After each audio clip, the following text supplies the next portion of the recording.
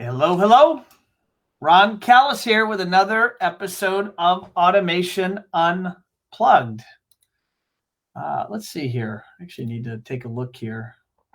Which episode is this? This looks like this is show 161. I should have took a peek at that before we went live. But here we are. Today is Wednesday, March 17th. It is 12:30 p.m. East Coast time. And let me go ahead and jump over here on Facebook and let me see if we are actually streaming in and if the technology gods are cooperating. Bear with me as I do that. Of course, Facebook does not always refresh, so I need to click the refresh button. All right, there it is. Does look like we're coming in. Today, I am bringing you a fun guest. This is a California integration firm, business owner and operator. I'm bringing you Chris Worthington. He's a CEO at Personal Technology. And I've gotten to know Chris over the last few years. He's actually a fellow Azione Unlimited member. And he's also been one of the early adopters of battery storage technology and really finding the appropriate place for an integrator at the intersection of battery storage, solar, energy automation, how to integrate that into a Savant ecosystem. And Chris and I haven't talked in a little while. As you'll see when we get going, Chris and I were on stage a few years ago now at CEDIA talking about this topic, actually at the last real CEDIA event back in 2019 when we were trying to think. I want to say that was in Denver. I don't know. Chris, we'll ask Chris. Where were we, Chris? But we'll do that when we get him on here. So without further ado, let me go ahead and bring in Chris and we'll get this party started. So stand by. Chris, how are you, sir? Doing great, Ron. How are you? I am doing well. Where are you coming to us from? I am in my office here in beautiful Alhambra, California. That is in the San Gabriel Valley, the Pasadena area for folks not from the region. You know what? You still got to give me some more variables there, some more adjectives. Get me closer to a city that I know. Los Angeles, go about 10, 15 minutes to the northeast, and that's Pasadena. And San Marino, La Cañada are the other cities near us.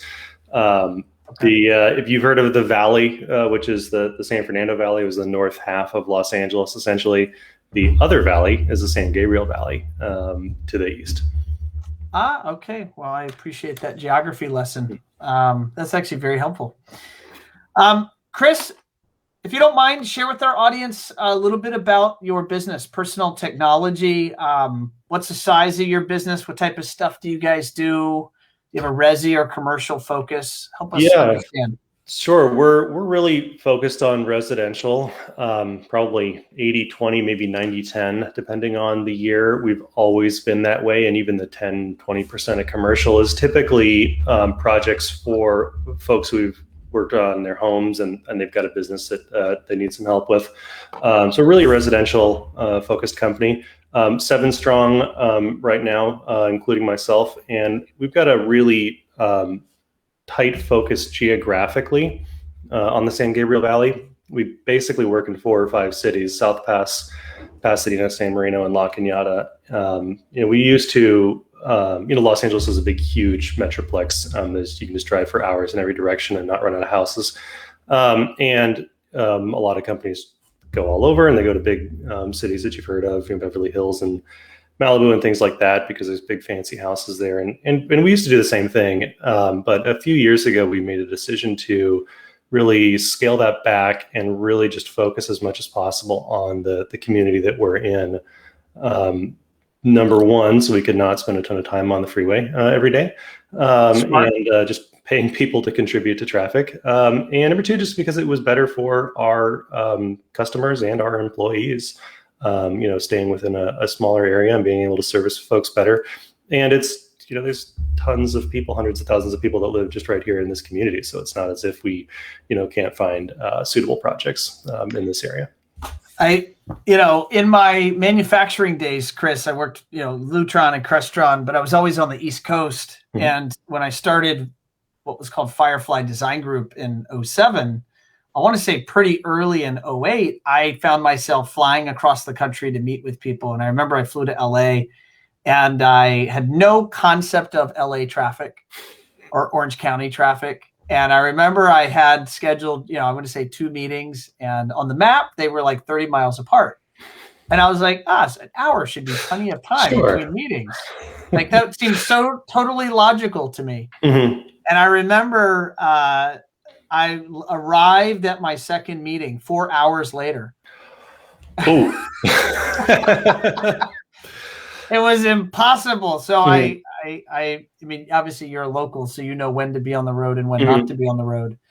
But that makes sense. So you're able to do business just in a pretty tight, radius around your office. Yeah, and that's been, we located our office and when we bought our building and moved in here a few years ago, strategically to be smack in the middle of this area. And it's very near to, where I live. It's very near to all of our customers. The folks that we hire, we really try hard not to bring somebody in from, a long distance. And that's very much an outlier. I mean, and not just in integration, but it's construction in general. You find people that drive 2 hours a day each way routinely to get to their job, and it's the default. We just decided we're not going to do that a couple of years ago. After having done it for a long time too, it's not as if we didn't do all the same things that other people did for a while. But you think, hey, I'm going to get this great job in Beverly Hills or Malibu or Pacific Palisades, and you just end up, you realize at the end of the day, after you sort of look back on things, that how much time you spent just sitting in soul crushing traffic. And we just decided it wasn't worth it. It wasn't necessary. Let's just focus on, all these great, houses and projects and folks we can work for here in the San Gabriel Valley. And it's been just a great decision for us, and something that I think has helped with the quality of life for myself, certainly, and also all the folks that work for us. No, that makes a lot of sense. We already got some people starting to jump in here and say hello, and someone that you and I know very well, Jessica Weiss over at Sonnen. She says, "Hi, Chris. Looking forward to the discussion," which is pretty cool. Let me give a few more shout outs here. We got Wes. He says, "Welcome to Home Automation," and you have Jason. He says, "Chris, what's happening? Glad to see you on the show. Let me know if you need anything." That's it. Jason's checking in. I'm going to go ahead and share an image now, because some of our audience, there's a chance that they maybe saw you and I and Jessica, and then there's Richard Gleiks, and then there's Jason Knott back a few years ago. So maybe why don't you, I've got a picture on the screen for those that are watching, but if you're listening, you don't see the picture. What is on the screen here that everyone's seeing? Yeah, this is the 5 of us, moderated by Jeff Knott at a tech talk, I think in 2019 in Denver. Jason Knott over at CE Pro. Yeah, excuse me, Jason Knott, and we were talking about this burgeoning market of energy automation and energy storage, which was new then. I think it's still new and forthcoming now.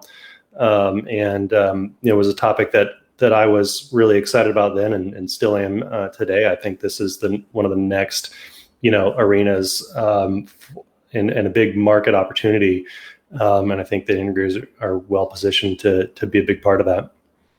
Yeah, so that's going to be a good chunk of the questions I have prepared for you, because you and I haven't talked shop around that subject in some time.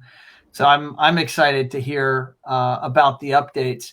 But before we go there, and I do see that we have System Design, our East Coast friends. They said they're glad to listen in between consults. So thanks, guys. Appreciate you tuning in. Chris, what's your background, man? What were you doing? How did you end up How did you land in this crazy business? I think, like most people, by accident. I was always into anything electronic in high school. And even before that, my parents brought home our first computer in, I think, the 90s when I was in, middle school probably. And like within a week or something, my mom, I think, came home, and she always tells this story to people of like coming home and the computer's like all disassembled on the table. And these things cost a lot of money at that point in time. And she's like having a panic attack. But I put it back together, and I did, stuff like that, and worked, doing all sorts of, computer and electronic, stuff, taking it apart and putting it back together different ways. You and I were similar. You and I, Chris, are a similar age. Were you, and maybe in your youth, did you go to like the big computer shows, like at the convention centers, where you'd like have the vendor selling video cards and then another vendor selling motherboards? I did with one. My first job was working in a computer repair shop that was a couple blocks from my house when I was in high school. And through that, I went to some kind of, I don't remember exactly what it was, like swap meet almost of computer parts. And it was a lot like Azione, except for, like you said, people with graphics cards and other things like that. My boss at the time took me there. But yeah, most of what I knew about that, I just learned by fiddling with things and experimenting. So I, was into electronics of every kind from a young age. And by the time I went to college, I'd sort of decided I'd had enough of that. I'd just gotten bored of it, and I went to school for chemical engineering, which just picked out of a hat, I think. Seemed like a good idea at the time, but I stuck with it and graduated in 2002, and got out and came back and was sort of looking for an engineering job.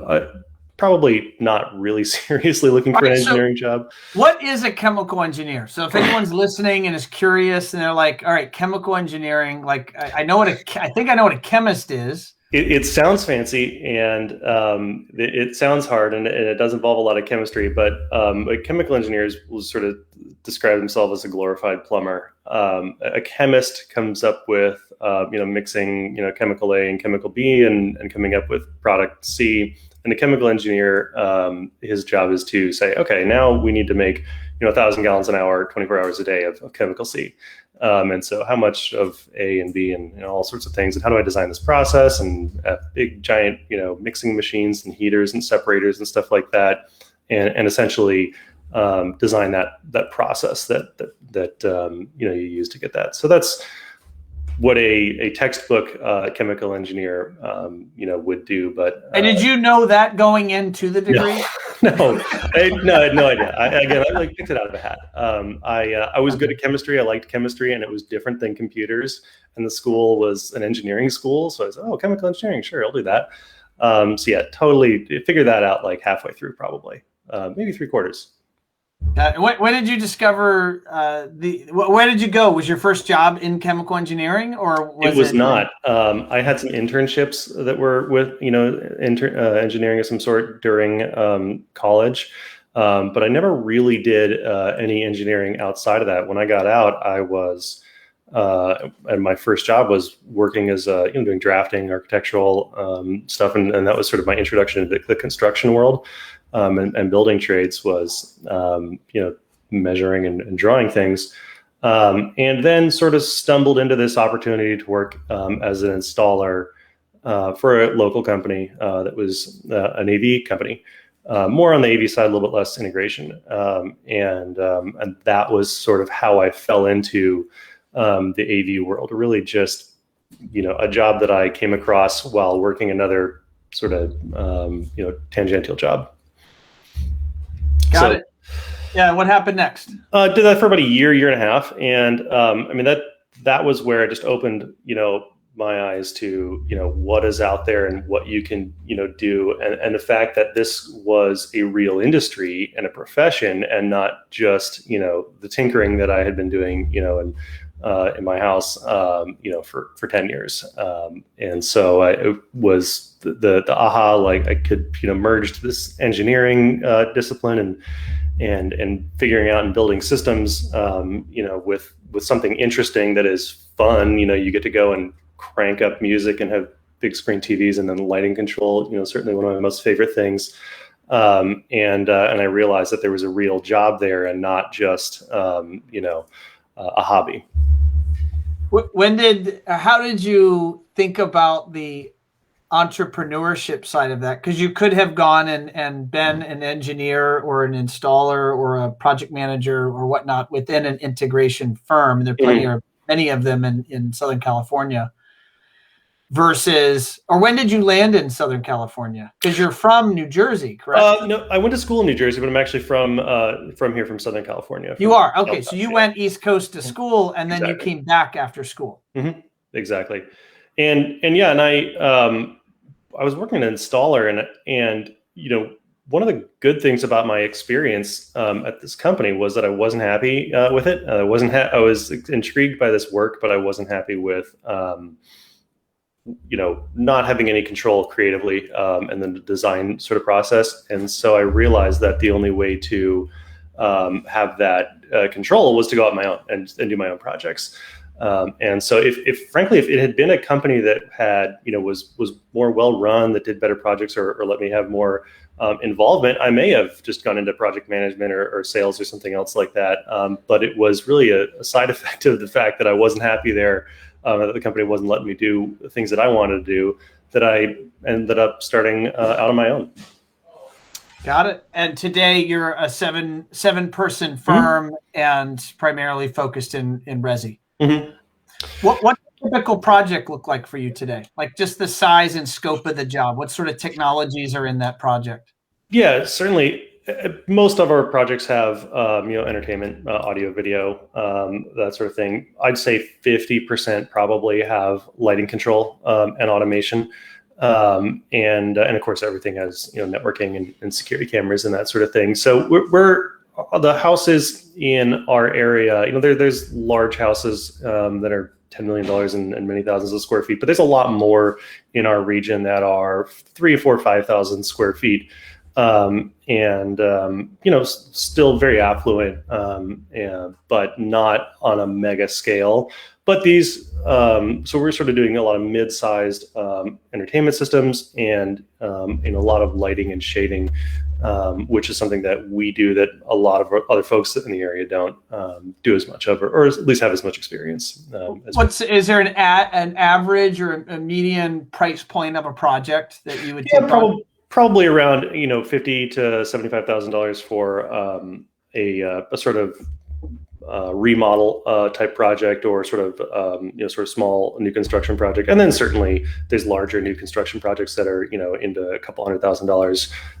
But we do, because we're focused on the area, we don't we do projects of retrofit nature all the time. And so we do a lot of projects that are $10,000, $15,000 that are just going into a house that is not under construction. The homeowner's, been living there for a while probably, and they're not ready to overhaul everything, and maybe they don't need to. They just need to update their Wi-Fi and maybe do some security cameras and things like that. And so we do a ton of going into houses that have had no TLC in a long time, and that have never really had anyone comprehensively go in and look at what's there and figure out what that homeowner needs to meet their solve their problems that they're having, and go sort of clean house and bring it up to something where we've got a nice platform which we can build on it. And actually those are really rewarding, because the homeowner goes from just sort of putting up with existing conditions and things that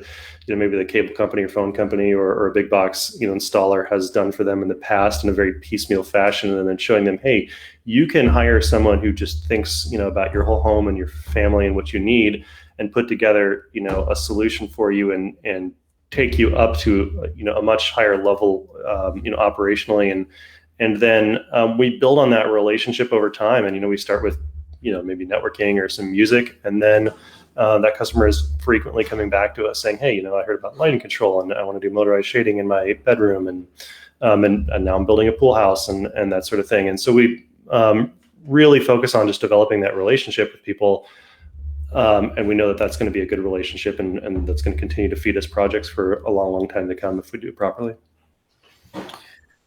You're in California, and if anyone pays attention to the news, which I generally don't advise, but if they do pay attention to the news, there's all sorts of scuttlebutt out there. I want to say your governor's being recalled. If I listen to the news, I want to say I think all businesses are closed in California and the state is shut down. And so what is it really like out there on the ground? What was 2020 and what are things like right now? Are you able to work, and how are things? Yeah, well, I completely agree with you. You should not listen to the news. We never missed a day. We were open the entire time through 2020. We did for a period of time, I think March, have our office manager is primarily responsible for answering phones and things that can all be done on a computer. Work from home. People were sick. They stayed home, and we're doing remote service for our customers. But we were operational the entire time. We never were closed for a day. We've been very fortunate. A lot of businesses have been forced to close. People in the hospitality industry, restaurants, obviously, it's been a really tough, challenging time for them. And there have been a lot of restrictions / complete closures for those industries. But in construction, it never slowed down for a day. A little bit, mask wearing and making sure you're, spacing out and things like that, and getting into a little bit of a new routine. But we've been very fortunate. And actually, I think that's something that certainly I and all my employees have been thankful for in this crazy time in the last year or so. Having a routine and still being able to go into work every day has just, helped us, enormously in terms of just feeling like the world isn't falling apart. It's the mental health side of it. Just absolutely. Being fortunate and of the lucky roll of the dice that you have a place to go and you can do stuff. There's, as you mentioned, there's lots of trades and industries where people are just wrong place at the wrong time and they're out of work. Yeah, absolutely. But we've been very fortunate, and it hasn't been enormously different aside from maybe the March and April time period last year than it usually has been. Financially, 2020, were you up, down, or flat? Yeah, flat to a little bit up. And if we hadn't had such a sort of crash in March, we would be up, pretty well. It wasn't a bad year financially for us. It was actually a pretty good year. At the end of the year, finished out very strong. We were really lucky. We'd signed a couple of projects up in February, big projects that kept us really busy through the remainder of the year. It was good. It was nothing to complain about. And so far, 2021, how's Q1 finishing up for you? Yeah, when I look at things, I just drive down the street and look at how many plywood, buildings I see and how many green fences. The housing market, has been, undergoing a lot of churn and people selling and buying and building. I have no apprehension about what 2021 is going to look like. The demand for our services, demand for construction, the demand, the people doing the normal, buying their house, moving, selling, upsizing, downsizing, et cetera. That's still all going on at a pretty good clip. And that drives a lot of what we do. Oh, that's great to hear. If you're out there listening or watching live or on replay, don't forget to drop down into the Facebook comment section and post a question. If you have a question for Chris, I'll do my best to see that or find that and ultimately raise that for him to answer live. I'm going to give a few more shout outs. Allison says, great to have you on the show, Chris. Ted says, good to see you, Chris. Thank you, Ted. And Ellie says, welcome to the show, Chris. Chris, I want to switch gears here, and I'm going to go back. We were just mentioning that you and I were on this panel together with Jessica and Richard, and we were being moderated by Jason over at CE Pro, and we were talking energy automation, and we were talking solar and battery storage, in that case with Sonnen. We were talking the concept of energy automation, meaning and you'll have the right words for me. So I'm going to ask you to help me out. But the idea of load shedding or sending power to certain things within your home and or your property, depending on your supply of energy, whether it's from the grid or from solar or battery storage. You've been on this journey, I know, because you and I have talked. You've been on this journey for several years. Where are you at today? Yeah, this is something that, my first exposure to this was, I think, at CDF a few years ago in San Diego, and I saw Sonnen there, and I think Rosewater also was there, and started to sort of see that there were companies that are coming into our industry with these storage systems, and it sort of sparked an interest, and I started to learn more about it and read more about it. And at the time, I thought, well, I don't know about this, or is this really right for us? Are these products polished? But over time, as I started to learn more about them, and also as they started to mature, I became really intrigued, about this category, and so much so that a couple of years we said, I think this is something that we should be involved in. This looks like it's going to be a big market opportunity, in the next decade or so. And somebody's going to be out there installing a lot of these systems, and I think that we are well suited to be, one of those folks. And this is something that we can specialize in. I'm going to share some. You sent me some pictures moments before we went live, and so I'm going to share on the screen, and I want you to talk us through what we're seeing here. Remembering some people are listening only. But what do we see here? So this is a solar array that is just commissioned in the last couple of weeks on top of our building, on our office here in Alhambra.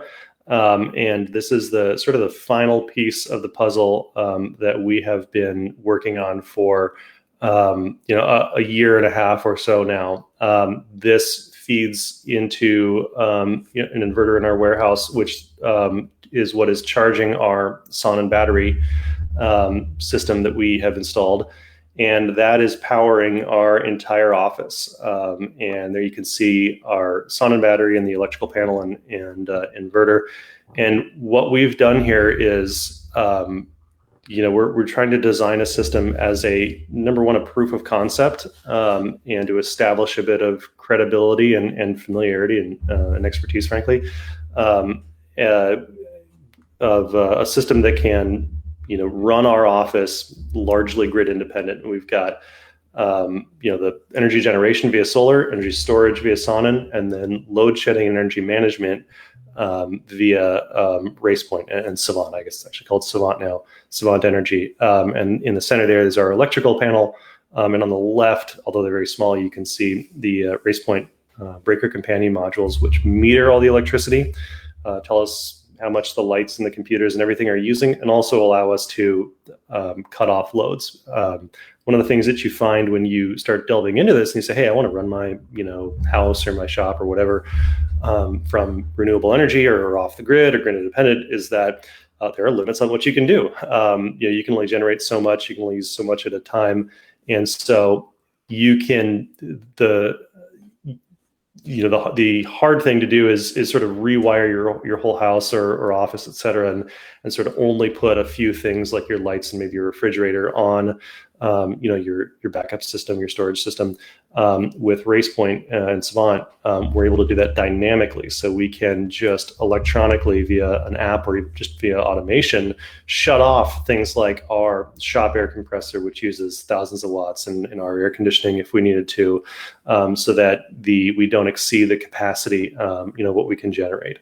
And so that's been a great journey and learning experience for us. And we're doing it not only to demonstrate that it can be done, and demonstrate that we understand what this is about, but also just purely for practical purposes. We have power outages occasionally, and that shuts down our computers and everything. We have about 5 minutes on our battery backups, and that obviously isn't going to help us get anything done. So we're now able to just run independently of that, and not have any downtime, if we have unreliable electricity.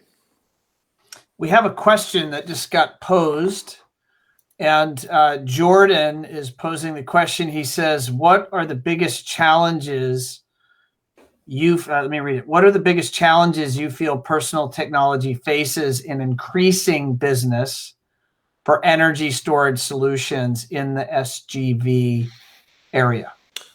Good question. And my immediate and first thought is it's just customer education and awareness. When you approach a customer, homeowner, maybe a business owner, and say, hey, do you want to? Are you interested in energy automation and energy storage? And the response is like bar none. Yeah, I want to run off the grid. I'm going to have my whole house off the grid. And your response, if you're educated on this subject, is cool. That's going to cost about 2 or 3 times the cost of your entire house. Are you sure that's what you want to do? Because it's probably not realistic. However, we can help you have some grid independence and run your most important things and reduce your total dependency on your electric provider for a much more reasonable cost, and also just lower degree of difficulty in terms of installation. And so bringing people's expectations in line with what is realistic in most houses, certainly in a retrofit, is the biggest challenge. And then bringing their expectations of cost in line with those expectations, and sort of getting them on the same page of what is and isn't feasible, or assuming you don't just have some unlimited budget, what is and isn't feasible. What I'm zooming in here for those that are listening. I'm zooming in on your Savant energy breakers, were formerly, I guess, called RacePoint breakers. And how do these play into this ecosystem? What do they enable you to do as an integrator, or let's say the consumer, if you purchased all this gear for your house? What does that now enable you to do because you have this smart gear? It enables you to bend the rules. So it enables you to sort of bridge some of those lofty expectations and some of the hard limitations. So there's any energy storage system, whether it's Sonnen or Rosewater or anything else, or Tesla and any other commercial brands, they have a fixed amount of power that they can put out. And that's probably much less than the total amount of power that you're using, maybe 20 or 30% of what your house uses. And so if you're building a new house, maybe you just wire your refrigerator and everything to a certain panel that only uses that much power. But if you're not building a new house, or if you want a little bit more flexibility than that, what RacePoint does is allow you to dynamically control what's behind your energy storage system. And so one day I can have the master suite running on my energy storage system, and a different day I can have my theater room or bar room or kids' homework room behind the energy storage system, and I can dynamically energize one part of the house or one important load, and then de-energize another, to make sure that I keep my total usage under what the storage device can put out. And so that's where we think there's a huge amount of value add, because any energy storage for any manufacturer is going to come with these limitations. And by using an automation system, in our case Savant, and there's others out there as well, you can overcome some of those obstacles and help your customer, your homeowner or business owner, achieve more of what they want, and make it just a more valuable product to them. On the screen, I'm showing your solar roof, I'm showing the Sonnen battery, and I'm showing the Savant energy breakers.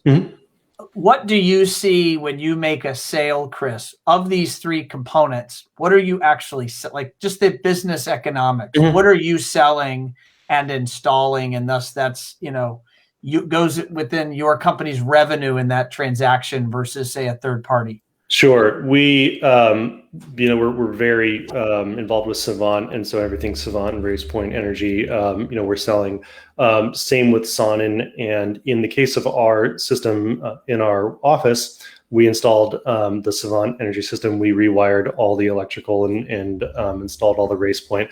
We thought originally at our outset that we were going to do solar too, and that was a good avenue for us. And then we sort of realized that this was definitely not our core competency. We were learning something that had minimal value add, and that there was such an abundance of folks out there that can do solar that it made a lot more sense just to outsource solar. So we sort of decided to move away from solar as part of what we're actually selling, and just bring in a partner and say, we're going to work with, Acme Solar Corporation, and they're going to size your system and handle that part of it, and we're going to take it from where it hits your breaker.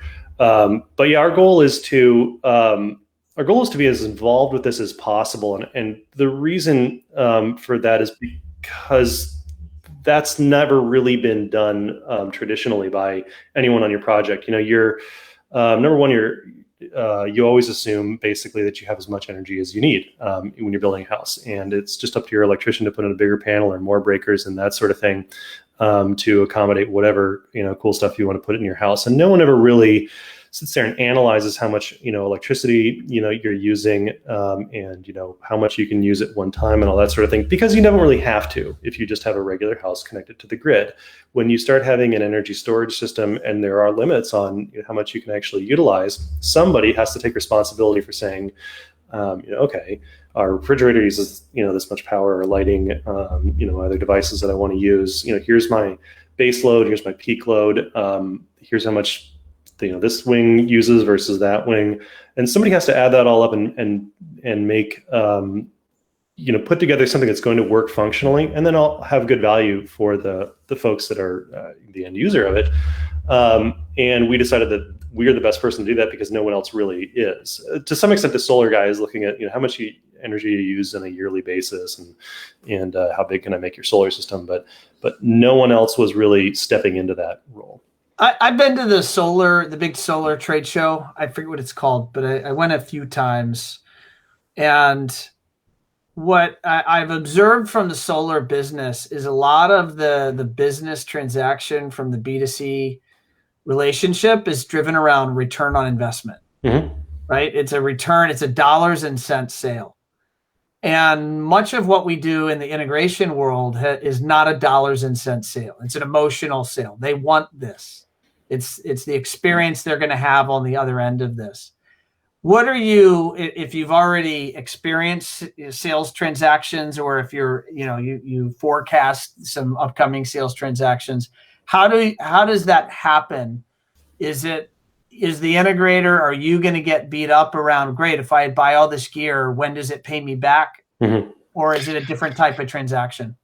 So in residential, there probably is an ROI, but it's probably very long. For the solar system as a standalone thing, it can be pretty reasonable, maybe in the 7 to 10 year time frame. But on any sort of energy storage system, it's a very long time before this is profitable for you, even with incentives and tax credits and things. And so that's not what you should lead with as a core.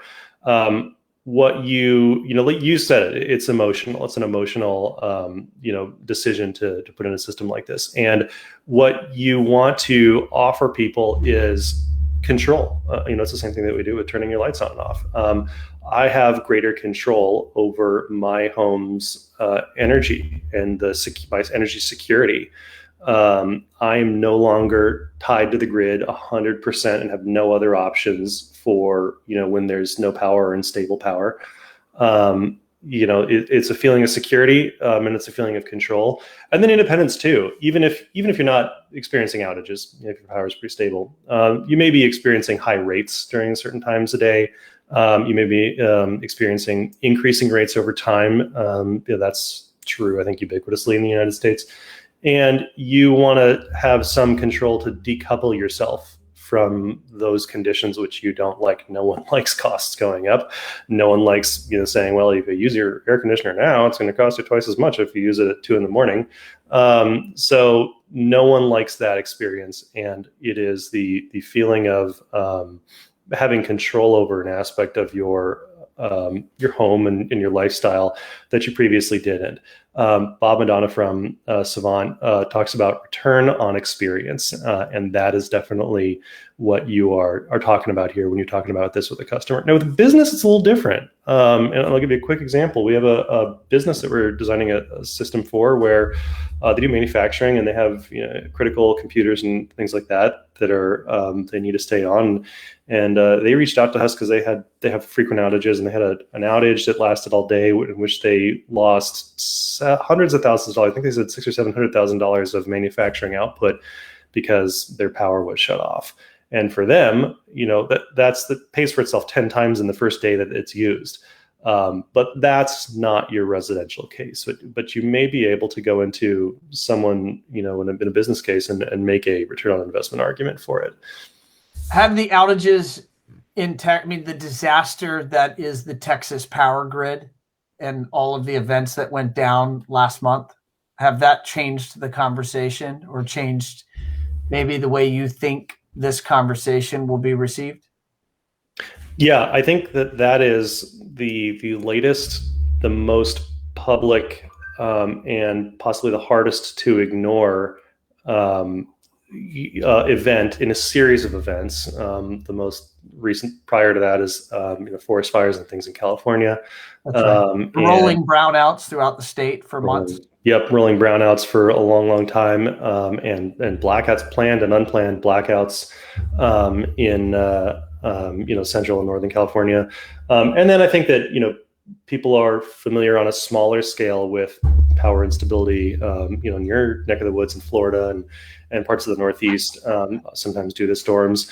And so hurricane season comes like clockwork every year. Hurricane season. And so I think that this is maybe a turning point in public perception, that this is not a one-off event, but this is routine, and this is going to continue happening. And this is not just someone in a far-flung place with a climate or some sort of conditions that cause this periodically, but this is something that is going to be more and more unavoidable and is going to affect basically everyone at one point or another, having either unreliable power or possibly very expensive power, and that if you want to take back control and have the reliability that you've been accustomed to probably for many years, you're probably going to need to look into something like what we're doing and other folks out there that are in the same market.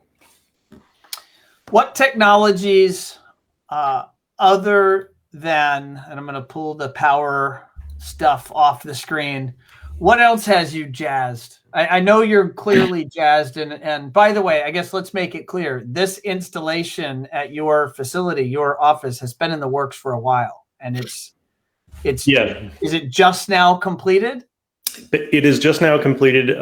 The last piece of the puzzle was solar, which took a while. One of the other hurdles, going back to Jordan's question, that with this type of thing in general is lead times and all this are far longer than putting in a TV or a great entertainment system or a theater. You're talking months of permitting and waiting for permission from your utility and just availability of product. And so it took us a long time too. And we're finally done and actually operational just literally last week. We got permission to turn on our solar and start generating ourselves. So yeah, that's we're happy to say we're through and now into the fun part, which is using and testing and turning off the breaker and demoing it, bringing people in, demoing it. Yep. Of course, they'll all be fully masked, but bringing absolutely. People in to see it and touch it and yeah, absolutely. And really just watch nothing happen when you turn off the power and you're just humming along like normal and no one ever notices that anything's wrong, except for this big clang of the transfer switch. So we're down to the fun part, which I'm really excited about.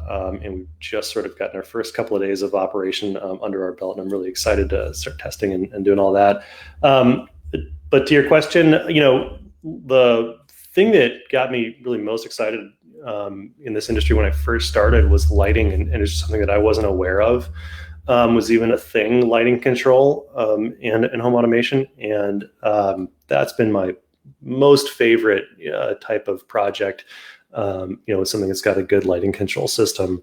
And I'm always, excited to hear what, Lutron and other lighting control companies and other manufacturers of fixtures and things like that are coming out with, because it's one of the things that I have the most fun doing. I think it's one of the most powerful. It's also one of the most used. Everyone uses your lighting every day. You don't always use your great music system that you put in, even if it's a really awesome system. And so I think Chris, are you referencing lighting control or on the fixture side, right? Because, you're a Savant dealer, more and more, integrators are now starting to investigate fixture sales, and that whether in ceiling or whatnot, there's the whole world of human-centric lighting. That's a topic, and you need particular fixtures and light bulbs to be able to do that. Yeah, all the above. Lighting control is what got me excited, but that's basically the default now, that you're going to have lighting control in your project. And now the question is, well, how good could we make your light? And that involves taking control of the fixture and saying, well, instead of this thing we get at the hardware store for $20, how about this fixture that allows me to control color and just make that, and really just take the, that control and that experience of living in your house up to, the next level, and it just really, make that better than you even imagined it could be. And that can be as simple as a bulb that screws into your table lamp on the simplest, easiest end, to, very expensive fixtures in your ceiling. And there's obviously a degree of difficulty there in convincing, a homeowner or somebody building, or remodeling a home, to go and purchase something that is, 5x or 10x, the cost of the incumbent, product from the electrician. So there's a hill to climb there. And I'll tell you, it's been challenging for us, to really get a widespread adoption of that.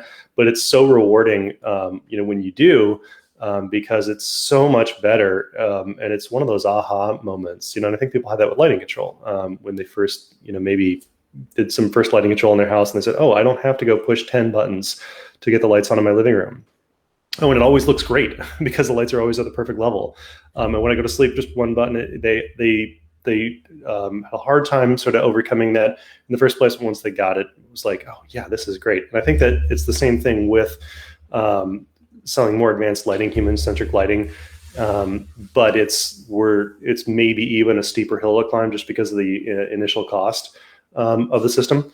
But it's something that we're working on every day, because I really see the value in it long-term for both our company and for our customers. Some folks are out there having great success with this, and they're in the right spot in their market. I think there's a lot of people struggling and trying still, but I think it's one of those things that's really worth the effort to get this in front of more people and to make this more predominant in our marketplace. I was curious, in your own home, have you put human-centric lights? Yeah, and I did the not thinking my family would come along for remodeling our house for no reason. I did the very easy version of the screw in light bulbs and lamps and things like that. But I'll tell you, just that, pardon me, makes such a difference. And start with the areas where you're going to notice it the most, the bedroom. There's already table lamps in there. This is low-hanging fruit. This is a way you can very quickly and easily, make a transition without having this massive hurdle of cost and a degree of difficulty too. Obviously, taking out fixtures in an existing house is a big deal. And you can sort of put in front of people this improved system and hopefully start to show people the results without this high degree of difficulty and high cost intensive project. But I think it's really worth it if you can start to put this where people can see the value of it. I think it's really going to take off. Yeah, I'm certainly hearing more and more about it. And I know it's a subject that's top of mind for most of the brands out there selling lighting control. They either have their own fixture, color rendering fixture solution, or they've made partnerships with manufacturers that have those products. In some cases, like Savant has an exclusive partnership, right?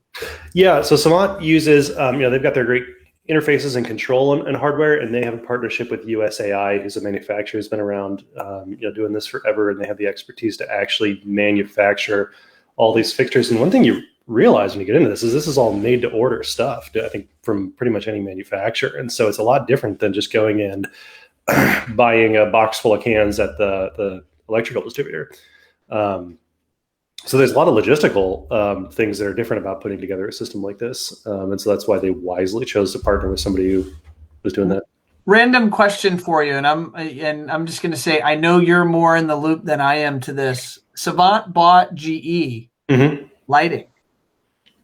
What does that mean for you as an integrator yet? Or what do you think that's going to mean one day? Is that known? Is that word on the street, or is that still being held close to the vest? Yeah, my answer to that is I don't know. I'm very curious, as you are. They talked about that a bit at the most recent Savant conference a couple of weeks ago, and sort of were introducing, all the things that GE can do. I don't know how this immediately affects us. I don't know that it does. I think in the long term, you're going to see a cross-pollination of technology from both GE to Savant and vice versa, that will hopefully lead to better products, easier installation and programming and all the above. But I don't know that this changes our lives today. And I'm not sure how long it's going to be before we start to see that. It was intriguing when I learned it out that they were able to do that, that whole thing happened.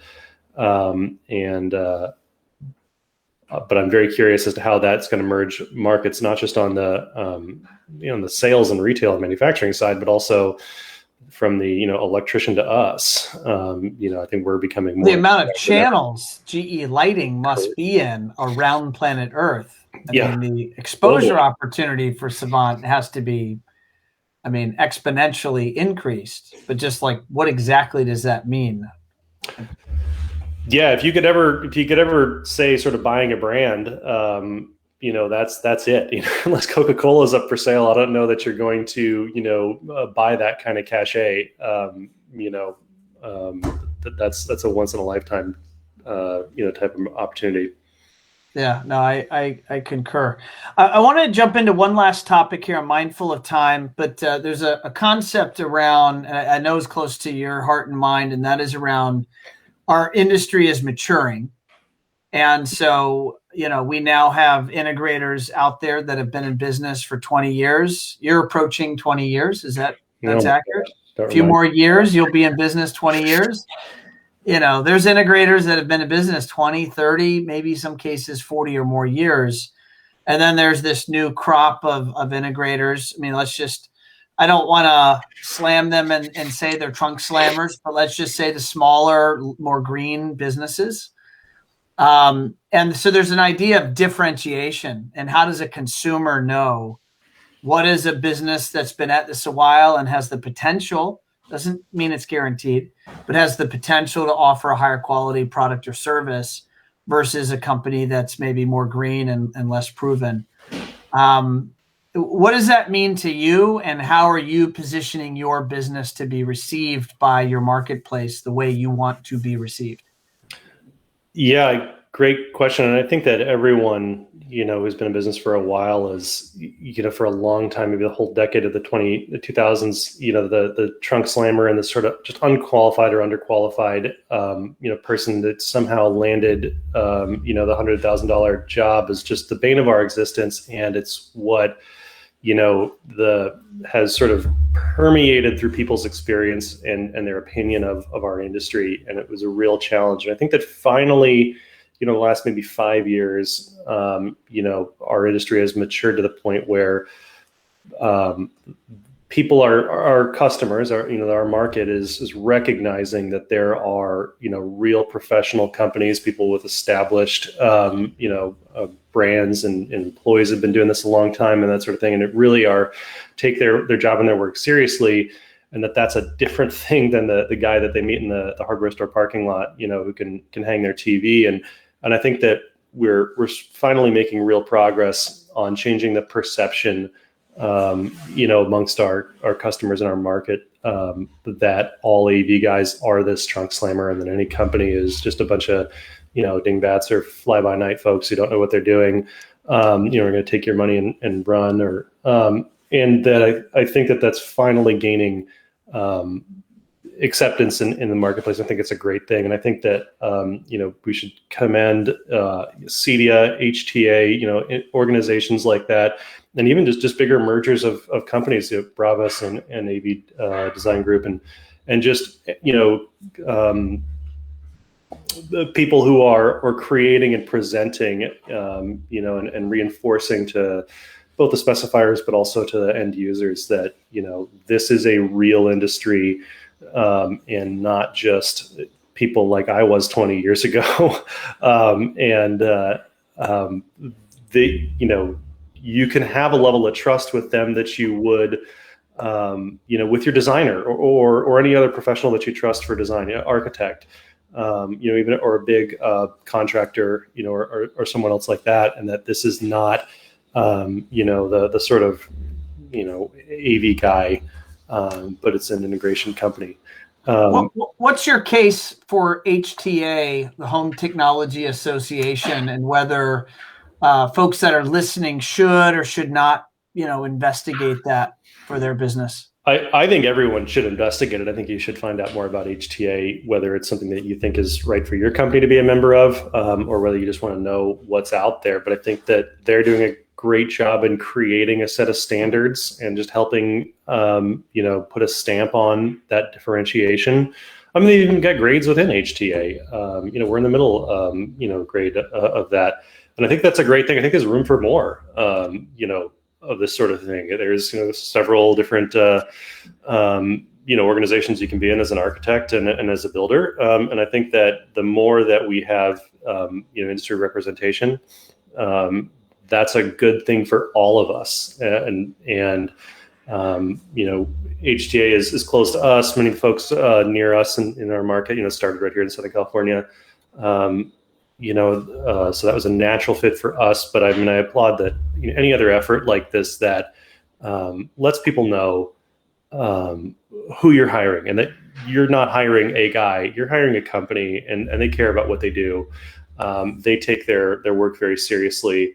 They're not the used car salesman. This is the big Lexus or Mercedes dealership, on Auto Row in your town. This isn't like the back parking lot next to the 7-Eleven, with the guy selling Hondas. And I think that the more that companies are brought into, HTA or another group like it, the more that perception will spread. The more those companies will take themselves seriously. And I think that's a good thing for all of us, getting away from, walking into a house and it being just a complete teardown of a system, and going into something that, is, nice and was done professionally. Even there's, that called us in there to update things. That's a win for everybody, in our industry. Love it. I want to close the show here, Chris, with words of advice, if you're willing. You've been at this, as we talked about, for a little while, and coming up here, and what if you started in 2004? We're right around 17 years as an entrepreneur in the integration space. Any words of advice, if there's maybe that younger business out there listening to this? Something that maybe you didn't know right away and you wish you did. Is there any direction? Oh, there's 100 things that I didn't know right away, most of which I still don't know. Don't be afraid to fail. Don't be afraid to try new things that may or may not work out. That's, if you don't take a risk on something, whether it's business related or just a technological thing you're working on or intrigued about, don't be afraid that there's a chance that this might not work. Let that stop you. Try all kinds of crazy stuff. We do that all the time, and vet that before we certainly wouldn't present that to a customer, if we think there's a good chance of failure. But that's another piece of advice there. Vet it in-house before you go put it on that first job site. Yeah, but don't be afraid to experiment and try new things, and don't let the possibility of failure stop you from doing what you think is cool or fun or might be a good business strategy. Love it. I'm going to put on the screen here a comment from Chris. Chris comes in from the UK, and he says, I just bought a cordless battery-powered lawnmower, zero emission gardening. There you go, Chris. Chris is doing his part. Right on. Love it. Chris, how can those that are listening or watching that want to get in touch with you directly or learn more about your business, what do you recommend? What's the best way to reach you? Yeah, you can reach us at info@ptech.la. You can reach me directly at chris@ptech.la. That's probably the best way to get a hold of us, or on our Facebook page, which is /ptechla, I think. I am gonna, oh my goodness, I'm gonna attempt to go there.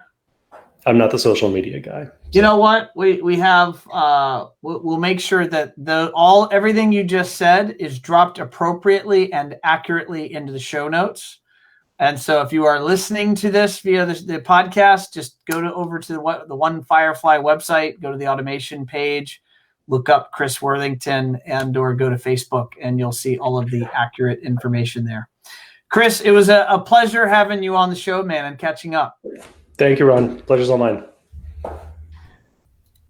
All right, ladies and gentlemen, there you have it. Show 161, Automation Unplugged. Hope you found that fun and interesting. I know that I did. Chris is definitely out there on the front edge of innovation, and he is willing to kind of forge a path and figure out what does it mean for an integrator to get into this energy conversation in the home.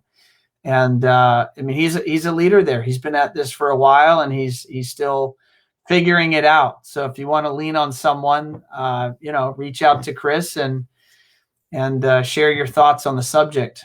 On that note, I do want those of you that are listening that have not already, please go to your favorite environment on your iPhone or on your Android device and subscribe to Automation Unplugged. If you'd be so kind or willing, if you'd leave a review, that ultimately helps the show increase in its visibility to others. Hopefully others would find the content helpful and useful. And if you want to learn more about One Firefly, they are the sponsor for this show. That is my day job. Definitely visit us at onefirefly.com. You can also give us a call. There's an 800 number. I always give our local Fort Lauderdale number, but I guess this 800 number works. I don't know. Someone should call it and see if it goes through. It's 1-877-334-1144. And if that doesn't go through, I'm going to give you our Florida number. It's 954-921-2393. Give us a ring. On that note, I will see you next time. Hope you all stay healthy and happy. Remember, that's a decision. You get to choose how you're going to tackle your day every day, despite what comes at you. So stay positive. And I'll see you next time. Thank you, everyone.